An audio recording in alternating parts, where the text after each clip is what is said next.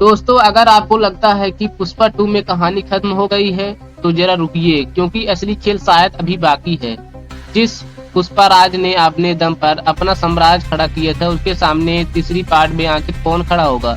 और सबसे बड़ा सवाल, पुष्पा 3 में ऐसा क्या होने वाला है कि इसका नाम द रामपेज रखा गया? आज अगले 4 मिनट में पुष्पा 3 में जुड़ी कंफर्म जानकारी के साथ उन सवालों की बात करेंगे जिनके जवाब अभी सामने नहीं आए, आना बाकी हैं। सबसे पहले बड़े खबर है, पुष्पा 3 बनने वाली है। डायरेक्टर सुकुमार की तीसरे पार्ट की पुष्टि कर चुके हैं और इनका टाइटल पुष्पा 3 द रामपेज बताया गया है।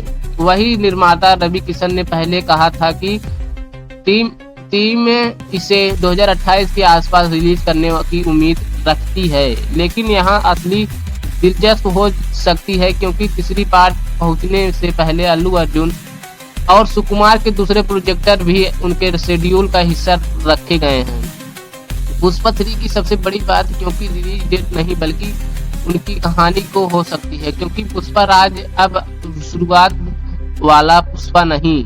पहली फिल्म में हमने पुष्पा का ऊपर उठाने देखा था, तो दूसरी फिल्म में उसकी ताकत और टाइटल और बड़े स्तर पर पहुंचना था।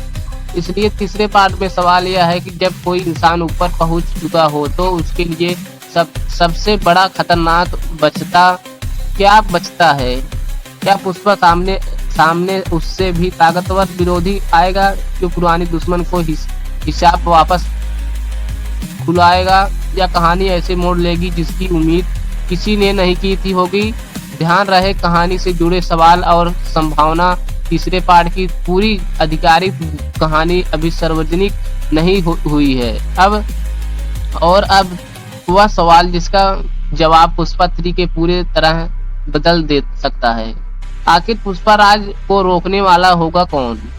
पुष्पा की कहानी की सीरियल यही रहेगी कि मामला केवल जीत और हार की नहीं, उसके फैसले, रिश्ते और दुश्मनी सब कहानी को आगे बढ़ाते हैं। इसलिए तीसरे पार्ट में पुष्पा ने सामने चुनौती जितनी बड़ी होगी, कहानी उतनी ही दिलचस्प होगी सकती है। और अगर मेकर्स पिछले दोनों पार्ट्स के भी बड़े स्तर पर कहानी लेकर आते हैं तो पुष्पा 3 इस फ्रेंचाइजी की सबसे बड़ा चास्टर बन सकता है।